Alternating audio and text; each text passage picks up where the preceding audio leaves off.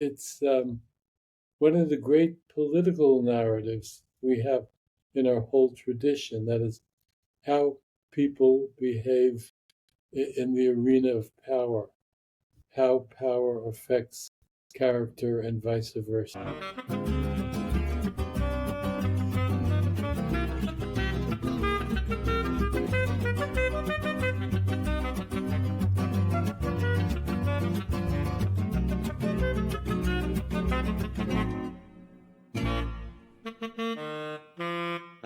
G'day everyone and welcome to the Thomas More Centre channel. My name is Mark Makievetsky and today it's my pleasure to be interviewing Professor Robert Alter.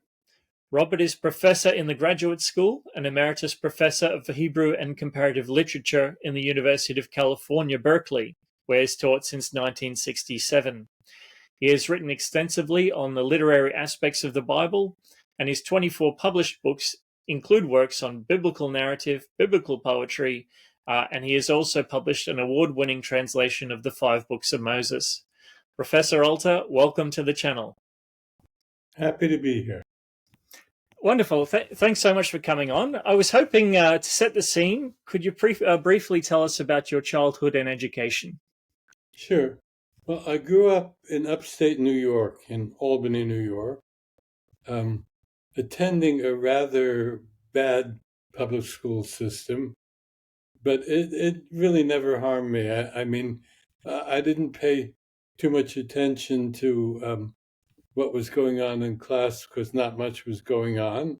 And I continued through high school while involved in sports to read voraciously. And I found it interesting when you first popped on. You'd said you'd just come off, finished a bike ride, and so we were talking a little bit beforehand about you were involved in sports when you were growing up as well. Oh yeah, when I was, let's say, entering high school, my great dream had nothing to do with intellectual life. It was to be a star on my high school football team.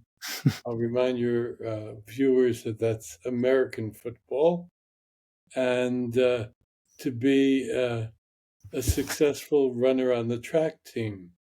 And I actually realized both those dreams.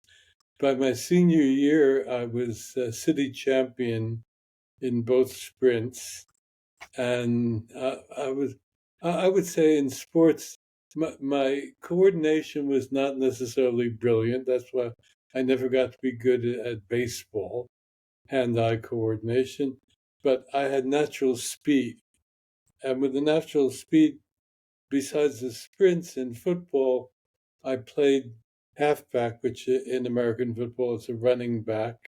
And in my senior year in high school, I was a starting halfback. So these were two great dreams realized. Very good. So you're most famous, I would suggest, for your wonderful book, The Art of Biblical Narrative. A lot of people aren't familiar with literary approaches to the Bible. I'm wondering if you could tell us how you became interested in that and in this way of reading scripture, and if you could describe what that entails. Well, in part, I fell into it. That is, I had known biblical Hebrew as well as modern Hebrew quite well since, I don't know, the age of 18. And I was reading the biblical stories in the original and entranced by them, but I couldn't figure out why they were so great because they were so spare, very little descriptive detail, very little analysis by the narrator. And so the Bible was not part of my graduate training in literature. I did a PhD in comparative literature at Harvard, where I did English with an emphasis on the modern period as my major literature. And the two minors were French and Hebrew. Now, Hebrew, there was nobody on the Harvard faculty who did Hebrew literature. At the time, I think there was only one faculty member who even read Hebrew. And so I was an autodidact on the Hebrew literature side. So I came out to Berkeley after a 4-year stint in the English department at Columbia in New York. And they hired me to teach the novel, because I had at the time just finished a book on the novels of Henry Fielding, and to do modern Hebrew literature. Bible was not part of the agenda at all. But at Berkeley, I got a lot of freedom. And after I was there, let me see, about 10 years, I wrote an article on an impulse, because I began to feel, well, I think I know a lot better now what makes biblical narrative tick. So I wrote this I was pretty young, a feisty article saying that Bible scholars were wasting all their time hunting down Akkadian loanwords, and they didn't have a clue how to read a story. And that hasn't changed that much. So I thought that article would be a one-off, but it got a big response. So I said to myself, well, I have a couple of more ideas on biblical narrative. I'll write a second article. I ended up writing 4 articles on the topic, and I saw that I was on my way to writing a book on biblical narrative, which I did, and it was very well received. It got an excellent review in the New York Times by Frank Kermode, the eminent British critic, with whom later I became good friends and a collaborator. And I had thought that, well, I got this one book on the Bible out of my system, and that's it. I mean, I'm not formally trained as a Bible scholar. But then when the book was so well received, I started thinking, well, if biblical narrative, why not a book on biblical poetry? Which I did. And by that time, I was sliding down the slippery slope into biblical studies. I did not abandon my interest in modern literature. And over the years, including the long years when I was working on my translation, I continued to write books on topics like the representation of the modern city in the novel, uh, modern literature in the literary canon, and so forth. Very good. And so it would be more or less you're approaching the Bible stories, as art forms. Is that correct? And so you're looking at the way that the author is suggesting things and leading the reader into a deeper understanding. Is that how you would describe it? Yeah, I discovered lots of things. That is, well, the basic thing is this. There's something almost mysterious about the literary achievement of the Hebrew Bible. Because ancient Israel was this little sliver of land sandwiched in between great cultures to the east and to the south. Cultures that had very rich material culture, great architecture, wonderful visual art, and so forth. Anyone who's wandered into the ancient Near Eastern section of a great museum knows what I'm talking about. And in contrast, the material culture, what archaeology has unearthed of it, of ancient Israel was rather rudimentary. For example, the representation of human beings in the visual art is pretty much stick figures. But for reasons which we will never fathom, this culture produced great writers of narrative who had a mastery of narrative prose, and great poets, and their poetry and narrative really eclipsed the equivalent in all the cultures around them. So I came to understand that more and more. And in working on biblical narrative, I saw that in addition to the aspects of narrative art that the biblical writers shared with modern novelists, say, they developed a whole set of literary conventions that were original to them. And unearthing those conventions, which then threw new light on the stories, was a kind of act of literary archaeology. And it's something that gave me great satisfaction. Great. So you've observed that the writings of like Dante, Shakespeare, Tolstoy, they've all been the subject of intense literary analysis, and yet relatively little of the same work has been done on the Bible. Why do you think that is? Oh, that can be explained pretty easily. First, the Bible was thought of by Christians and Jews as a source of divine truth, of theological truth, of moral precepts, and so forth.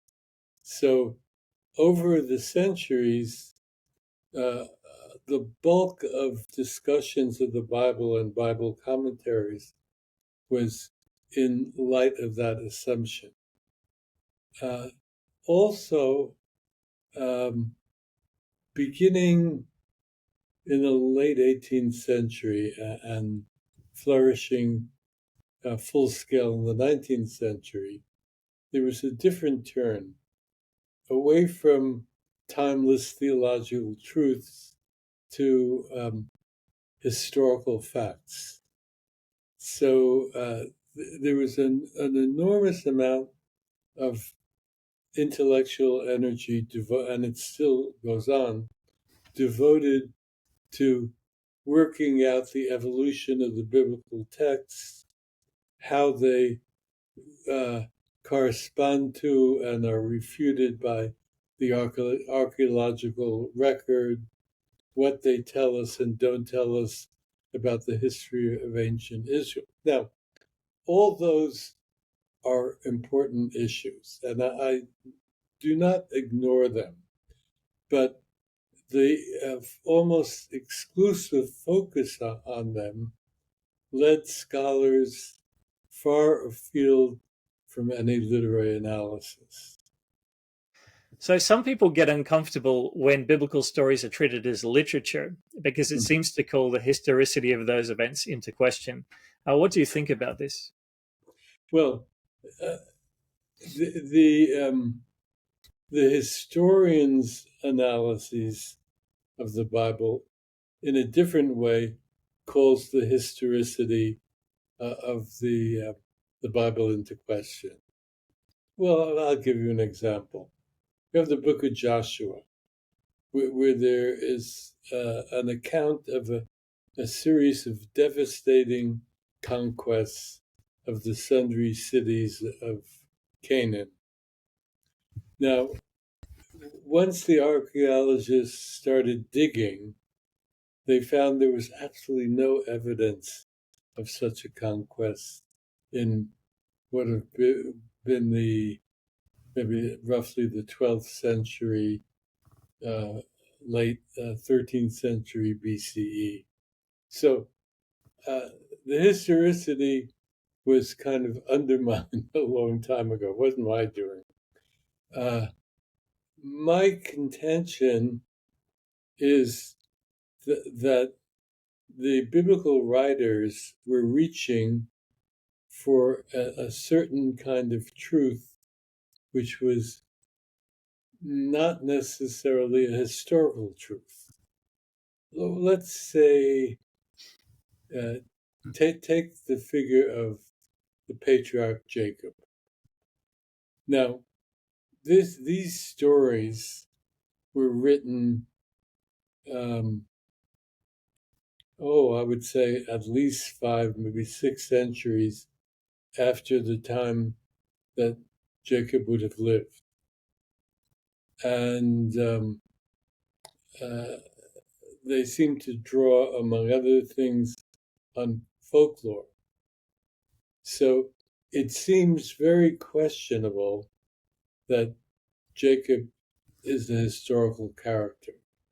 There may well never have been a Jacob, but the story of Jacob, his role as a deceiver, his abiding love, which becomes a damaging love in a way for his wife Rachel, his interaction with his imperious sons, all that tells us a great deal about human nature and the moral dilemmas with which we live. So that's the kind of truth that comes through in the Bible, in the narratives. Uh-huh. Yeah, there were a couple of terms you put out, which was I think historicized fiction and fictionalized history. Could you talk briefly about those concepts? Yeah. Well, the historicized fiction is, as to stick with my example of Jacob, there are detailed stories about figures who may well never have existed. So it's fiction, but it has the heft, the feel of history. So that's the historicized part of it. Now, the other end of that formulation, that is fictionalized history. Well, let's take the David story.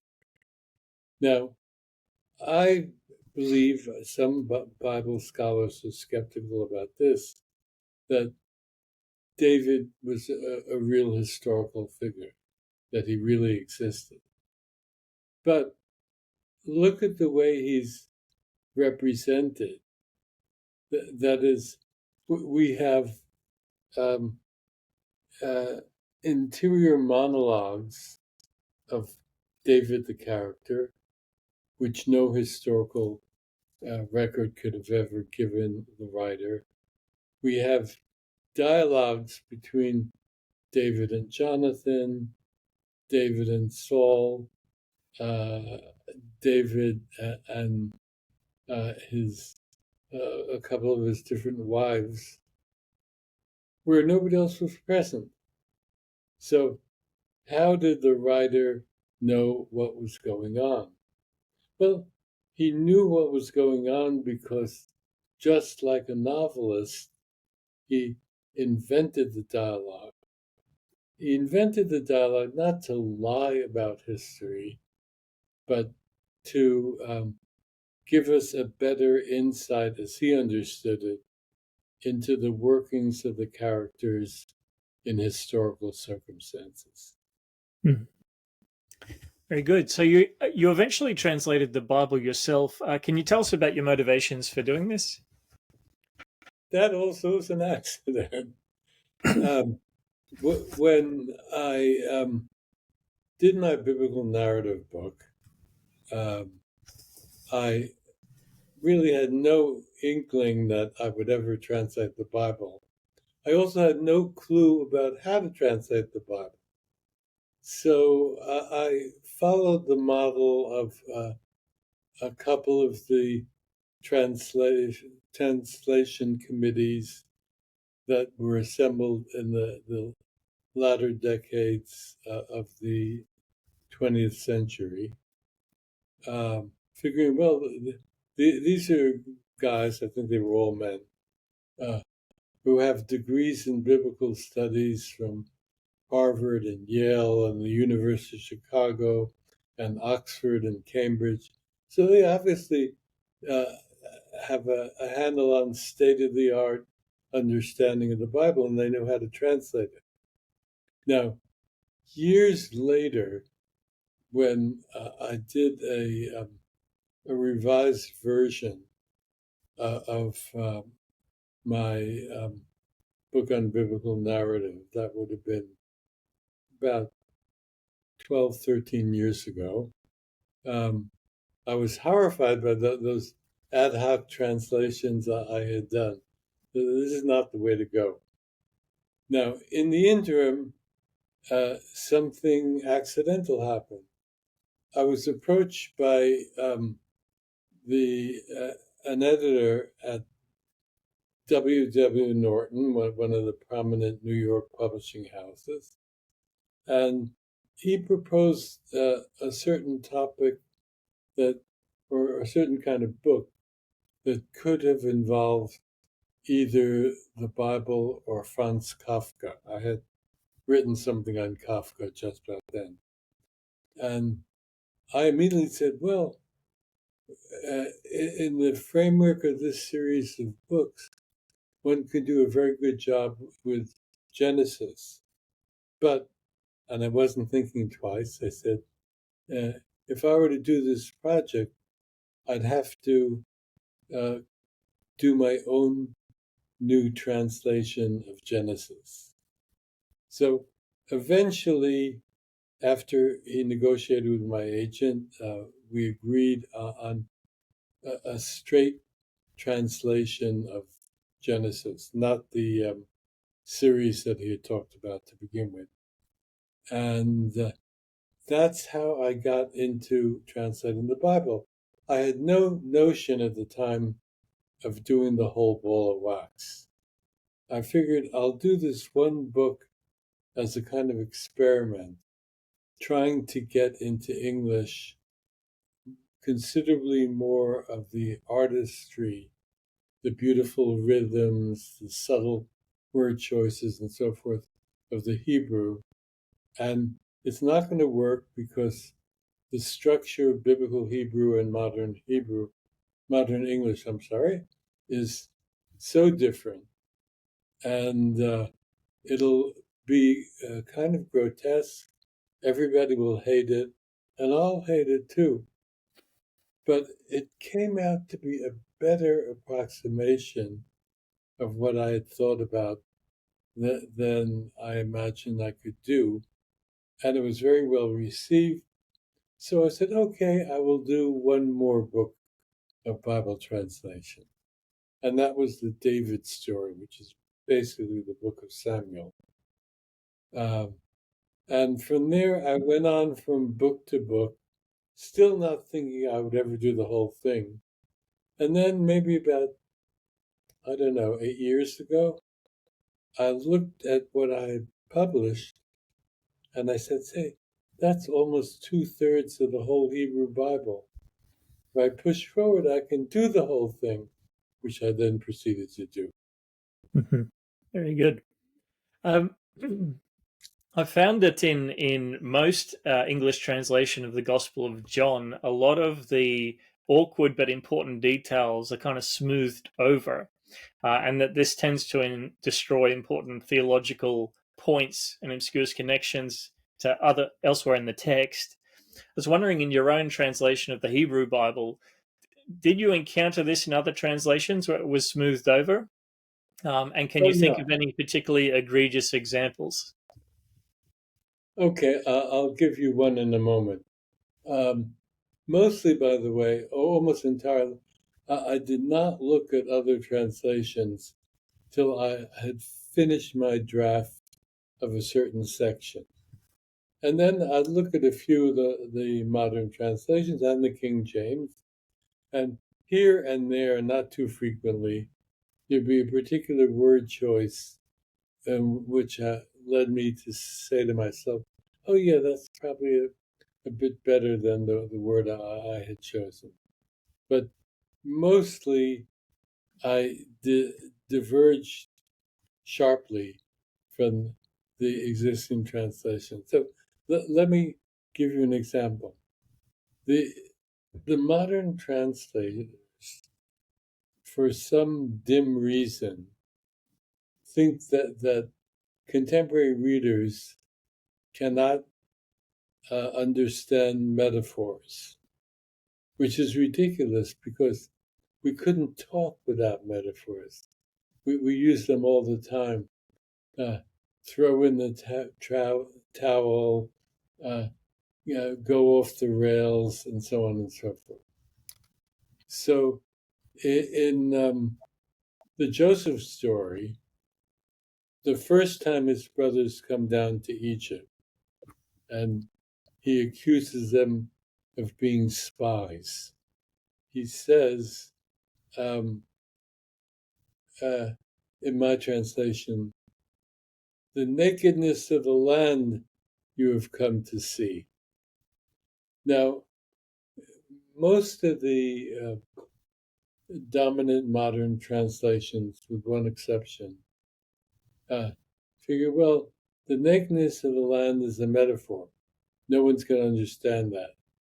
So they do something like, you have come to spy on the weak points of our defense, which they think the metaphor refers to, which is certainly an egregious smoothing over. And it misses the power of the metaphor, because the metaphor actually is strongly sexual. That is, to see the nakedness is the idiom that's used in the sundry incest taboos articulated in Leviticus. You shall not see your mother's nakedness. So that's very resonant. By using that metaphor, Joseph is saying, you've come to do something horrendous, to put your eyes on something that no alien eyes should ever be permitted to see. Mm-hmm. Just you mentioned that, and my mind got thinking about Noah and Ham, and seeing his father's nakedness. Right. Is there something you could elaborate on that? Because a lot of I've heard that there are alternative meanings implied in that. What's your own take? Let me say this. There are many points in the Hebrew Bible where the formulation is mystifying, maybe deliberately mystifying.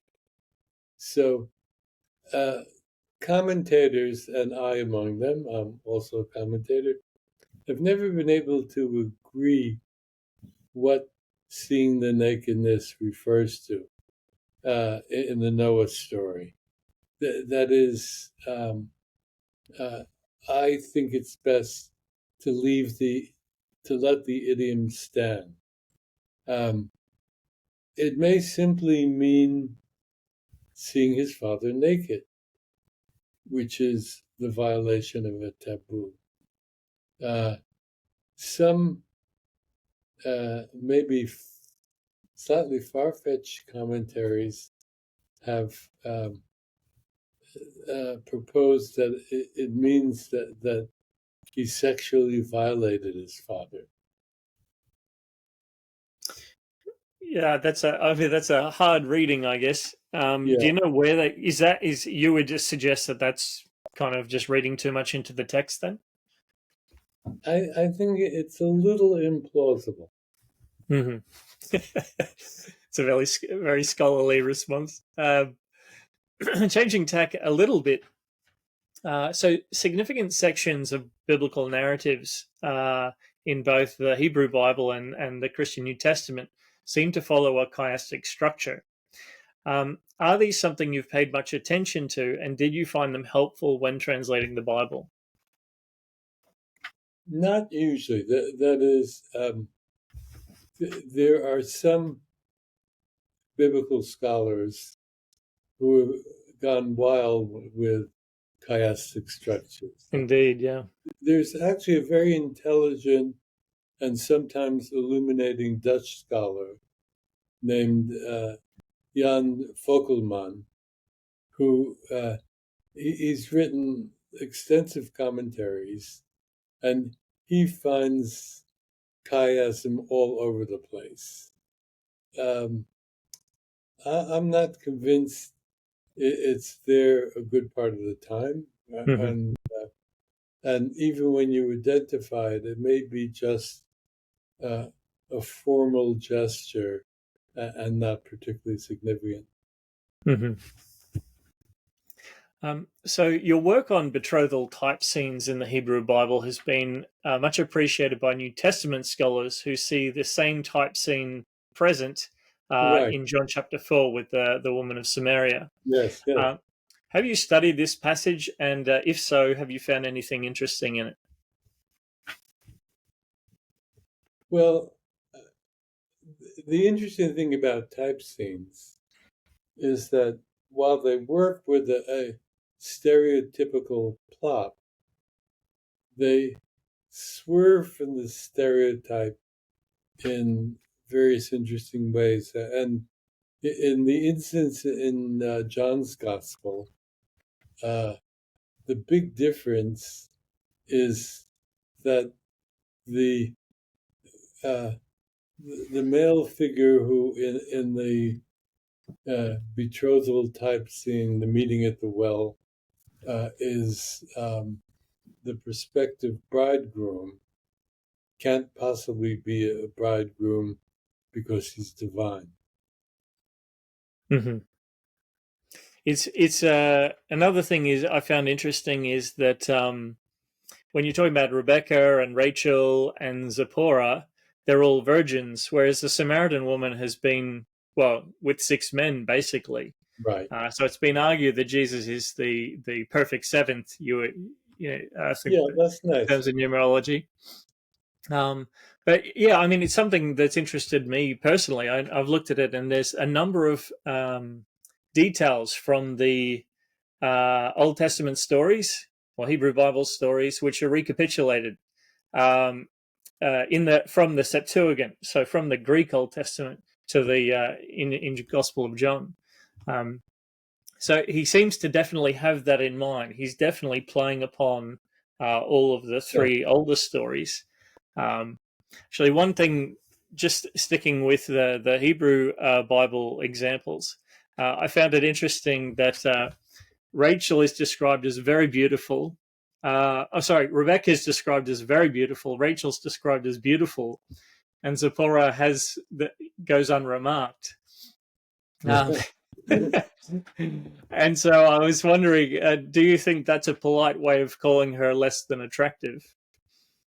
Probably not, but I don't altogether know what to make of it. Okay.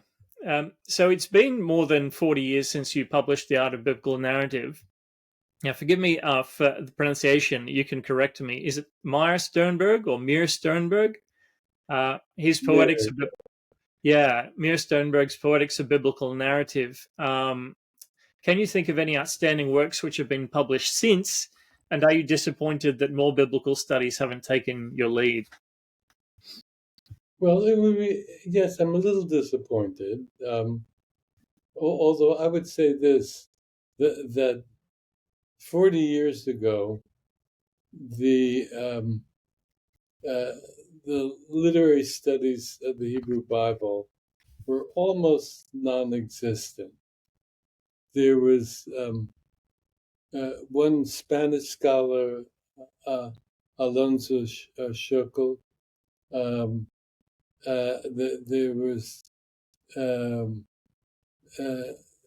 J.P. Vogelman early in his career. there were a couple of Israeli studies written in Hebrew, which of course didn't get much circulation outside of Israel. Though I read them because I read modern Hebrew. But there wasn't much going on. So I would say that the literary study of the Bible is no longer an outlier. It's thought of in scholarly circles as a possible way to discuss the Bible. That is, I suppose, still the majority of Bible scholars think that, well, it's a possible way, but the really solid scientific way to study the Bible is philological and historical. Mm-hmm. Would you think that that's a very kind of anachronistic way of reading the Bible, imposing modern categories on ancient texts? Well, I think that some modern categories are useful, including in literary analysis. For example, now I'm sticking with literary analysis for a moment. A lot has been done in literary scholarship with narrative point of view, with when the narrative slips into what the French call style indirect libre, that's free and direct discourse, where we get narration from the perspective of the character, but told by the narrator.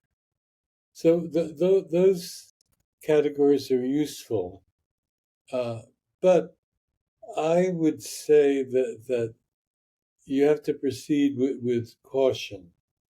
That is, modern categories, and by the way, the philological stuff, I do not in any way resist. I think you have to use philology in dealing with any ancient text, whether it's Greek or Latin or Hebrew, in order to establish precise meanings of half-forgotten terms, establishing texts that may have become corrupted in some way. That's all very legitimate. I have a sense that the Bible scholars don't always proceed in the proper way with philology. That is, they don't take into consideration, for example, the literary context in which a particular text appears, which will often give you a clue to what it means. So let me add this, especially in regard to literary categories, that what I think we don't want to do is simply to take categories from modern literary studies and slap them down on the text as a kind of template. Because in a number of regards, the Bible creates its own literary techniques, which are not like those of modern Western literature. One example is this convention of the type scene, which you mentioned earlier. Another one, and this is pervasive in biblical narrative, is the, how should I put it, the technique of near verbatim repetition. That is, again and again, when characters are speaking, they seem to repeat each other, or they repeat what the narrator says. And it looks like it's verbatim repetition. But when you look at it carefully, there's almost always a point where it swerves away from the verbatim. And that swerve is generally an aperture of meanings. That's still another original convention. Mm-hmm. Are you working on anything at the moment? Have you got any projects, or is... Yes. I've recently finished a short book which was just now submitted for consideration to a particular press, which is on biblical dialogue.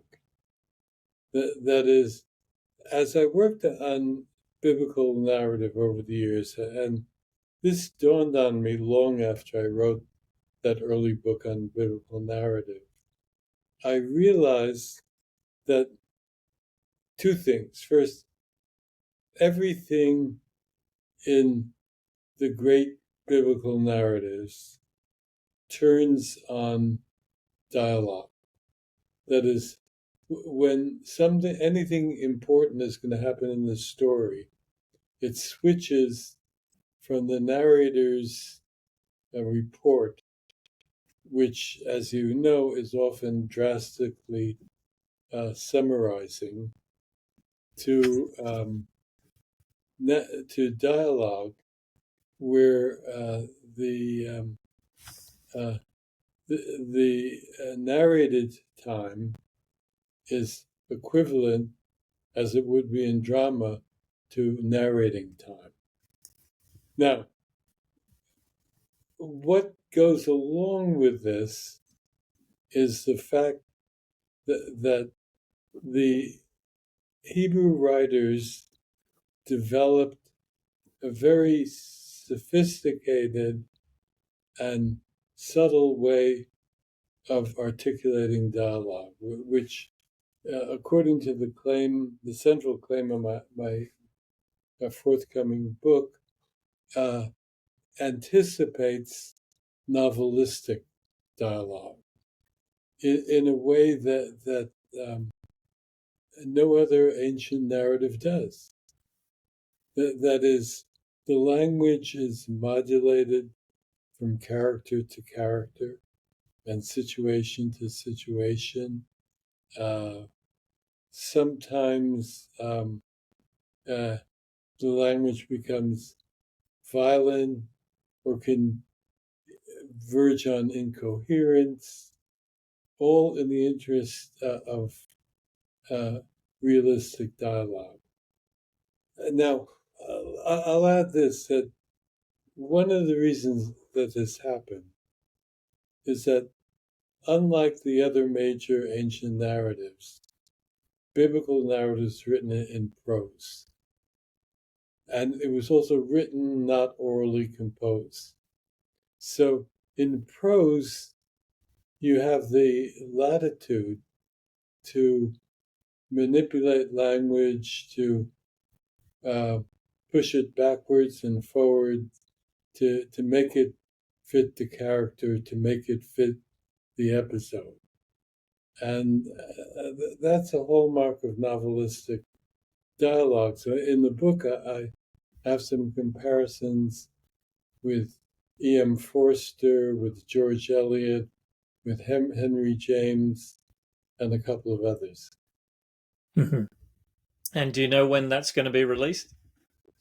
Well, first it has to get accepted. I see. Okay, it's being... The publication is a slow process, especially when you're dealing with the university press. And my agent concluded this is better for a university press than a trade press, because university presses, at least in America, all have this protocol where they send the manuscript out to two so-called expert readers and get readers' reports.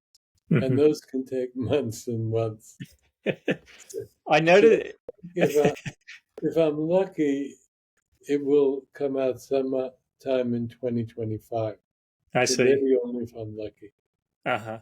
I noticed you said so-called experts. Do I detect a hint of annoyance sometimes with the peer review process, or? Yeah.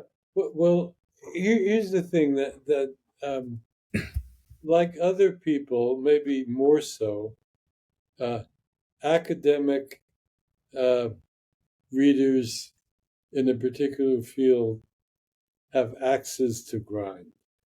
Uh, it may be simply a particular way of discussing a topic that they've devoted their whole career to.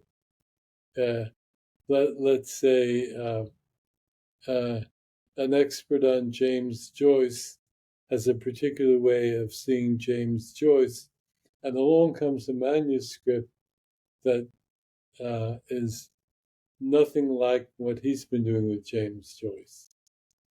And he's very likely to say, this is illegitimate. Don't ever think of publishing this. Mhm. And then I'm not sure if it's true to the same extent in Australia, but literary studies in the States has become very ideological. So if uh, a book does not conform to uh, the ideology of the reviewer, he or she will shoot it down. I'll give you one example. Years ago, I wrote a book on how the King James Version influenced prose style in the American novel. And the first report that the publisher got said, well, where are the women writers? You have to have women writers. Why isn't there a chapter on Willa Cather? Maybe it's Cather, I'm not sure. Mhm. Now, it so happens that I reread a couple of novels by Willa Cather when I was writing the book, and I didn't see any connection with the King James style. So I didn't include her. I Mhm. wasn't going to include her just because she was a woman, but this reviewer thought, well, she's an important American novelist, and she's not included, and Mhm. she's a woman. This guy is a misogynist, a sexist, and so forth.